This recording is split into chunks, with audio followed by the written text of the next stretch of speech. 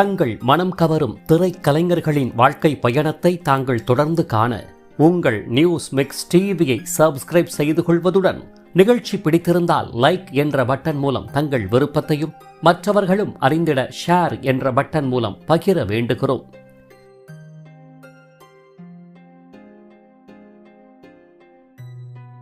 News mix TV தங்கள் அனைவரையும் அன்புடன் வரவேற்கிறது. மனோஜ் பாரதி ராஜா. தேனி மாவட்டம் அல்லி நகர் பகுதியைச் சேர்ந்த சின்னசாமி எனும் பாரதி ராஜா என்ற தந்தைக்கும் சந்திர லீலாவதி என்ற தாயாருக்கும் கம்பம் என்ற இடத்தில் 1976 செப்டம்பர் 11 பிறந்த மூத்த மகன் ஆவார். இவர் பிறந்த 2ஆம் நாளில்தான் அதிர்ஷ்டம் என்பார்களே, அதை மெய்ப்பிக்கும் வகையில் அதுவரை துணை இயக்குநராக வளர்ந்து வந்த பாரதி ராஜாவுக்கு ஸ்ரீ அம்மன் கிரியேஷன்ஸ் நிறுவன தயாரிப்பாளர் S.A. ராஜ்கண்ணு அவர்கள் திரைப்படத்தை இயக்கும் வாய்ப்பினை வழங்கினார். இதன் பேரில் ரஜினிகாந்த், கமலஹாசன், ஸ்ரீதேவி நடிப்பு கூட்டணியில் 16 வயதினிலே என்ற எவர் கிரீன் திரைப்படத்தை முதலில் இயக்கி 1977 வெளியிட்டார் பாரதி ராஜா அவர்கள். இத்திரைப்படத்தின் வெற்றியை தொடர்ந்து எண்ணற்ற திரைப்படங்களை இயக்க பாரதி ராஜாவுக்கு வாய்ப்புகள் அணிவகுத்து நின்றன. இதன் பேரில் கிழக்கே போகும் ரயில், சிகப்பு ரோஜாக்கள், புதிய வார்ப்புகள், நிறம் மாறாத பூக்கள், நிழல்கள், அலைகள் ஓய்வதில்லை, காதல் ஓவியம், மண் வாசனை, முதல் மரியாதை என அடுக்கிக் கொண்டே போகும் அளவுக்கு வெற்றி திரைப்படங்களை இயக்கியதுடன் அவ்வெற்றிகளால் இயக்குனர் இமயம் எனவும் திரை உலகால் புகழப்பட்டார். இயக்குனர் என்ற லட்சியத்தை போராடி வென்ற நிலையில் மற்றொரு ஆசை லட்சியமான நடிப்பு என்ற வேட்கையும் பாரதி ராஜாவின் உள்ளே நிறைந்து காணப்பட்டது எனலாம். இதன் பேரில் தான் இயக்கிய கிழக்கே போகும் ரயில் என்ற திரைப்படத்தில் ரயில்வே ஸ்டேஷன் மாஸ்டராக சிறு வேடத்தில் தோன்றியவர் 1980 வெளியான கல்லுக்குள் ஈரம் என்ற திரைப்படத்தில் பிரபல ஒளிப்பதிவாளர் P.S. நிவாசை இயக்குனராக்கி அத்திரைப்படத்தின் கதை வசனகர்த்தாவாக மட்டுமின்றி திரைப்படத்தின் கதாநாயகனாக அறிமுக நாயகி அருணாவுக்கு இணையாக தோன்றி நடித்தார் பாரதி ராஜா அவர்கள். இவ்வாறு இயக்குனராக தன்னை திறம்பட நிலைநிறுத்தி கொண்டவருக்கு காலத்தின் சூழல் காரணமாக ஒரு கதையின் நாயகனாக தொடர்ந்து நிலைபெற முடியவில்லை. இதன் பேரில் பிறந்த மறுநாளே அதிர்ஷ்டத்தின் செல்வ மகனாக தனக்கு இயக்குனர் வாய்ப்பை வழங்க காரணமாகி போன தனது செல்ல மகன் மனோஜை ஒரு பெரிய ஹீரோவாக்கி அழகு பார்க்க வேண்டும் என்ற பேராவல் பாரதி ராஜா அவர்களை நன்கு பின்னலிட்டு கொண்டது எனலாம். இதன் அடிப்படையில் தனது அதிர்ஷ்ட மகன் பெயரால் மனோஜ் கிரியேஷன்ஸ் தயாரிப்பு நிறுவனத்தை ஆரம்பித்து வெற்றி படங்களை தயாரித்து இயக்கி வெளியிட்டார் பாரதி ராஜா அவர்கள். தனது மகனின் கல்வியை கருத்தில் கொண்டு ஊட்டியில் இயங்கி வந்த ரெக்ஸ் உயர்நிலை பள்ளியில் மகன் மனோஜை கல்வி கற்க இணைத்து விட்டவர். இதன் பின்னர் திரை உலகில் ஒரு நாயகனாக உருவெடுக்க போதிய தகுதிகளை வளர்த்து கொள்ள அமெரிக்காவின் தெற்கு புளோரிடா மாகாணத்தில் இயங்கி வந்த நாடக கலைகளுக்கான பல்கலைக்கழகத்தில் சேர்த்தும் விட்டார். ஆனால் நடிப்பில் துளியும் விருப்பமில்லாத மகன் மனோஜ் அவர்களுக்கு தந்தையை போன்றே சாதனை இயக்குனராக தடம் பதிக்க வேண்டும் என்ற கனவை ஆட்கொண்டது எனலாம். இருப்பினும் தந்தையின் விருப்பத்திற்கு இணங்க நடிப்பு கலையை நன்கு பயின்றவர் தந்தையின் எண்ணப்படியை கதையின் நாயகனுக்குரிய உடற்தகுதிகளை வளர்த்து கொள்ள முனைந்த வேளையில்தான் 1995 வெளியான பாம்பே என்ற திரைப்படத்தில் இயக்குனர் மணிரத்தினத்தின் உதவி இயக்குனர்களில் ஒருவராக தான் விரும்பியபடியே திரை உலகில் முதலில் கால் பதித்தார். இதன் பின்னர் தந்தை பாரதி ராஜாவின் தயாரிப்பு மற்றும் இயக்கத்தில் வெளியான தாஜ்மஹால் என்ற திரைப்படத்தின் மூலமாக தமிழ் திரை உலகில் ஹீரோவாக அறிமுகமான மனோஜ் அவர்களுக்கு ஏனோ தெரியவில்லை, முதல் திரைப்படம் வெற்றி திரைப்படமாக அமையாமல் போனது வருத்தமாகும். இதன் பின்னர் மீண்டும் தன் மகனை தனி ஹீரோவாக தோற்றுவிக்காமல் முரளியுடன் இணைந்து இரட்டை நாயகர்களில் ஒருவராக தோன்றச் செய்து கடல் பூக்கள் என்ற திரைப்படத்தை வெளியிட்டார் பாரதி ராஜா அவர்கள். இங்கே ஒன்றை குறிப்பிட்டே ஆக வேண்டும். எவ்வாறு பிரபல இயக்குனர் S.A. சந்திரசேகர் அவர்கள் தனது மகன் விஜய் அவர்களை திரை உலகில் கால்பதிக்க தொடர் திரைப்படங்களை இயக்கி தயாரித்தாரோ அதே பாணியை பாரதி ராஜா அவர்களும் கையாண்டிருந்தால் மனோஜ் அவர்களும் முன்னணி இலக்கை தொட்டிருக்க வாய்ப்புகள் உதவி புரிந்திருக்கும் என்றே எண்ண தோன்றுகிறது. தமிழ் திரை உலகில் மட்டும் ஒருவர் சற்று தோல்வி முகத்தை கண்டால் உடனே அவரை ராசி இல்லாதவர் என்ற சென்டிமெண்ட் முத்திரையால் குத்தி ஓரம் கட்டி வைத்து விடுவர்.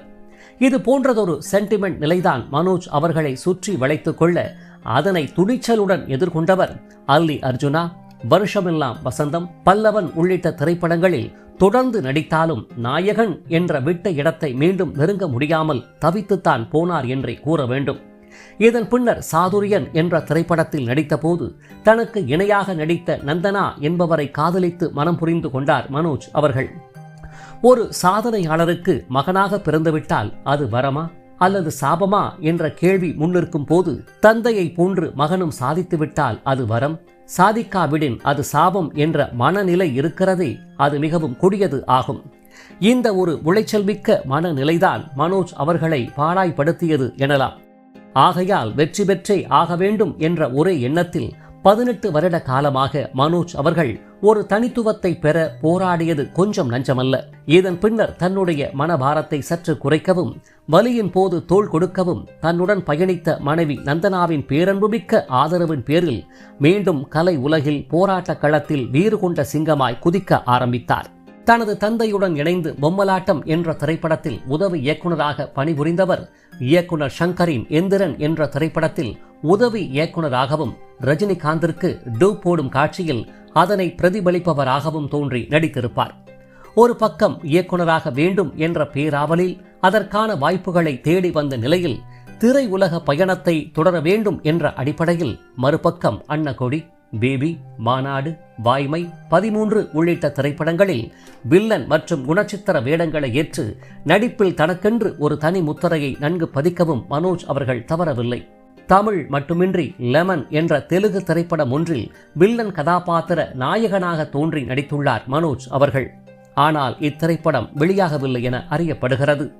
தமிழில் 2022 கார்த்தி நடிப்பில் வெளியான விருமன் என்ற திரைப்படம் மனோஜ் நடிப்பில் வெளியான இறுதி திரைப்படமாகவும், 2024 OTT தளத்தில் வெளியான ஸ்னேக்ஸ் அண்ட் லேடர்ஸ் என்ற வெப் தொடர்தான் இறுதி தொடராகவும் அமைந்து போனது மனோஜ் அவர்களுக்கு. தாஜ்மஹால் திரைப்படத்தில் ஈச்சி எலுமிச்சி என்ற பாடலை AR ரகுமான் இசையில் பாடல் குழுவினரோடு இணைந்து பாடிய மனோஜ் அவர்கள் 2001 TS முரளிதரன் இசையில் வெளியான 16 வயதினிலே என்ற இசை ஆல்பத்தில் எண்ணற்ற பாடல்களை கலை நாயகி மீனா அவர்களுடன் இணைந்தும் பாடியுள்ளார்.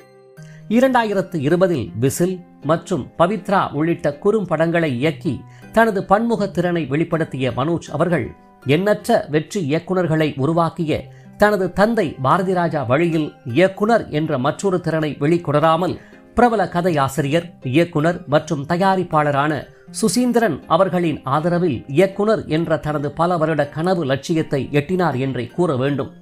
இங்கே ஒன்றை குறிப்பிட்டே ஆக வேண்டும். தனது மகனை ஹீரோவாக தமிழ் திரை உலகில் நிலைபெறச் செய்ய வேண்டும் என்ற எண்ணத்தில் தாஜ்மஹால் திரைப்படத்தை தயாரித்து இயக்கி பாரதிராஜா வெளியிட்ட நிலையில் அத்திரைப்படம் தோல்வி முகம் கண்டு அதன் பின்னர் வந்த திரைப்படங்களும் தனது மகனுக்கு நாயகன் என்ற நிலையை வழங்காமல் போனது பெருத்த மன வருத்தத்தை ஏற்படுத்திய வேளையில், மகன் விரும்பிய இயக்குனர் என்ற மற்றொரு லட்சியமும் தோல்வி முகத்தை கண்டுவிட்டால் மகன் மனோஜ் தாங்குவாரா என்ற ஒரு பாச தந்தையின் மனநிலையில் பாரதிராஜா அவர்கள் பயணிக்க, அவற்றையெல்லாம் மாற்றி போடும் வகையில் 2023 சுசீந்திரன் அவர்களின் வெண்ணிலா புரொடக்ஷன்ஸ் தயாரிப்பில் தன்னுடைய இயக்கத்தில் மார்கழி திங்கள் என்ற திரைப்படத்தில் தந்தை பாரதிராஜாவையே கதையின் நாயகனாக்கி எண்ணற்ற முன்னணி கலைஞர்களுக்கு நடிப்பை கற்றுக் கொடுத்த பாரதிராஜாவுக்கே இத்திரைப்படத்தில் கதைக்கு ஏற்ற நடிப்பை சொல்லிக் கொடுத்து தான் யார் என்பதை தந்தைக்கு நிரூபித்தார் மனோஜ் அவர்கள். இத்திரைப்படத்தில் மகன் மனோஜின் திறமையை கண்டு வியந்து போன பாரதிராஜா அவர்கள் நாயகனாக்கி தனது மகனை அழகு பார்த்தத்தான் அவருடைய லட்சியமான இயக்குனர் என்ற அந்தஸ்தை வழங்கி அழகு பார்க்கவில்லையே என்ற வருத்தத்தில் ஆழ்ந்துதான் போனார் என்றே கூற வேண்டும். இதனையடுத்து இயக்குனர் என்ற தனது லட்சியத்தை எட்டிய மனோஜ் அவர்கள் தனது தந்தையின் சிகப்பு ரோஜாக்கள் என்ற திரைப்படத்தை மீண்டும் சில மாற்றங்களுடன் காலத்திற்கு ஏற்றவாறு இயக்கி தயாரிக்க முற்பட்ட வேளையில்தான் யாரும் எதிர்பாராத வகையில் 2025 மார்ச் மாதம் 25 மாரடைப்பு காரணமாக 48 என்ற மத்திம வயதில் இப்புவி உலக வாழ்விலிருந்து முற்றிலும் விடைபெற்றார். மனோஜ் மற்றும் நந்தனா தம்பதியருக்கு ஆர்த்திகா மற்றும் மதிவதனி என்ற 2 மகள்கள் உள்ளனர். இறுதியாக தனது தந்தையின் பிறந்த நாளை குடும்பத்துடன் வெகு சிறப்பாக மனோஜ் அவர்கள் கொண்டாடிய வேளையில் கேக் வெட்டி தனது பாசத்தை பரிமாற பாரதிராஜா அவர்கள் முயன்ற நிலையில் வயது முதிர்வின் காரணமாக சற்று தடுமாறிய போது அப்போது தன்னை தாங்கி பிடித்த செல்ல மகன் மனோஜ் அவர்கள் தற்போது முதுமை எனும் நிலையை நோக்கி பயணித்துக் கொண்டிருக்கும் வேளையில் இறுதி வரை தன்னை தாங்கி பிடிப்பார் என்ற மனநிலையில் பயணித்தவருக்கு பேரிடியாக கண்முன்னே பார்த்து பார்த்து வளர்த்த பாசமகன் மரணித்து கிடந்ததும் தனது மகனுக்குரிய இறுதிச் சடங்குகளை முடித்த பின்னர் அந்த சூழ்நிலையை கூட முழுமையாக அறிய முடியாத கடும் முதுமை என்ற மனநிலையில் ஏன் என்ன பார்க்க விடல என மற்றவர்களிடம் கேள்வியை கேட்டு கண்ணீர் மல்க அரற்றிக் கொண்டு அழுத காட்சியானது கல்மனம் படைத்தவரையும் கண்டிப்பாக கரைக்கத்தான் வைத்துவிடும்.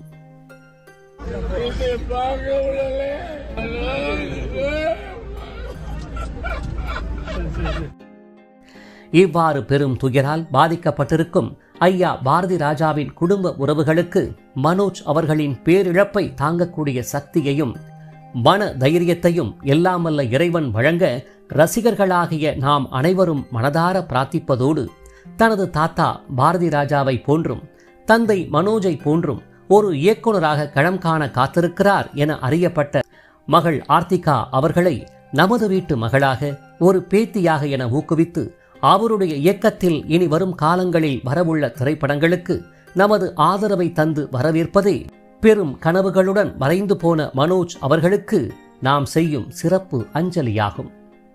இவரை போன்ற இளம் வயதில் மறைந்து போன திரை கலைஞர்களின் வாழ்க்கை பயணத்தை தாங்கள் தொடர்ந்து காண உங்கள் நியூஸ் மிக்ஸ் டிவியை சப்ஸ்கிரைப் செய்து கொள்வதுடன் பின்னர் வரும் பெல் பட்டனில் உள்ள ஆல் என்ற எழுத்தை தெரிவு செய்து கொண்டு தங்களின் விருப்பத்தை லைக் என்ற குறியீடு மூலமாகவும் கருத்துக்களை கமெண்ட் பாக்ஸ் வாயிலாகவும் பகிர வேண்டுகிறோம். காத்திருங்கள் மற்றும் ஒரு வாழ்க்கை பயணத்திற்கு. அதுவரை இணைந்திருங்கள் உங்கள் நியூஸ் மிக்ஸ் டிவியுடன். நன்றி.